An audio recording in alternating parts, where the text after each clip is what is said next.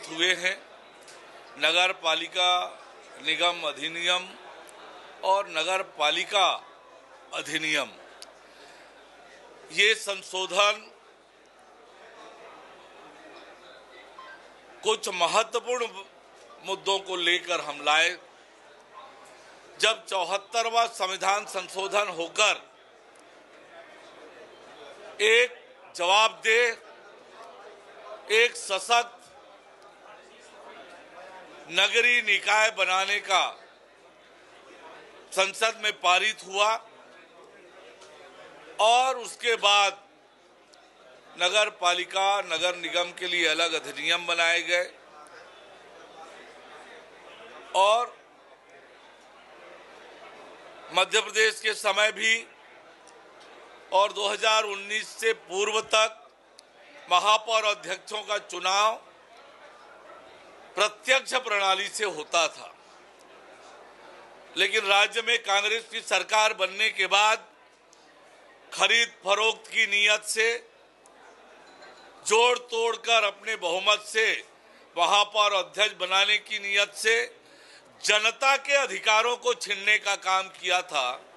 आज के विधेयक के माध्यम से जो जनता के अधिकार छीने गए थे वो फिर से जनता को हमने सौंपने का काम किया है।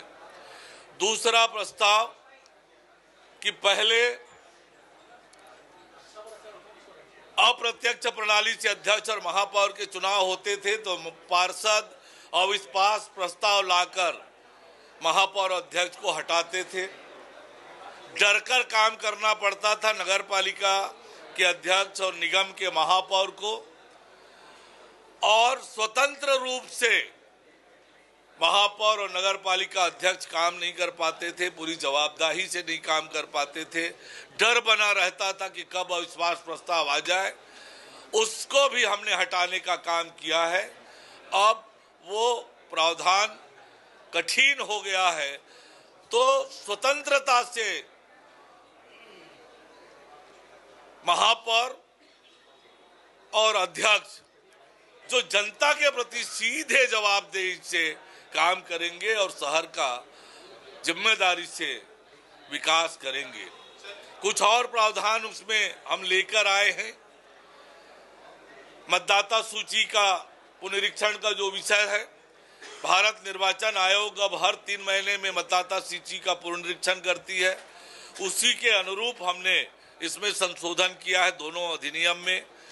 और किसी विशेष परिस्थिति में यदि प्रथम सम्मेलन के 5 साल के अंदर चुनाव नहीं हो पाया तो उस कंडीशन में विघटित निकाय के लिए प्रशासक नियुक्त किया जा सकेगा राज्य सरकार के द्वारा अधिकतम 6 महीने के लिए, और उसके पूर्व चुनाव कराया जाएगा। ये प्रावधान किया है तो निश्चित रूप से इससे हमारे राज्य के नगरीय निकायों को मजबूती मिलेगी, स्थायित्व आएगा।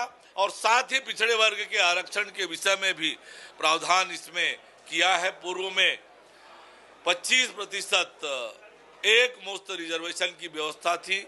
माननीय सर्वोच्च न्यायालय ने ये कहा कि किसी भी स्थिति में रिजर्वेशन 50% से अधिक नहीं होना चाहिए और पिछड़े वर्ग को आरक्षण देने के लिए ट्रिपल टेस्ट, एक डेडिकेटेड आयोग बनाकर ट्रिपल टेस्ट कराकर उनके जनसंख्या के अनुपात में आरक्षण की व्यवस्था की जाए। इसके लिए हमने आयोग का गठन किया था।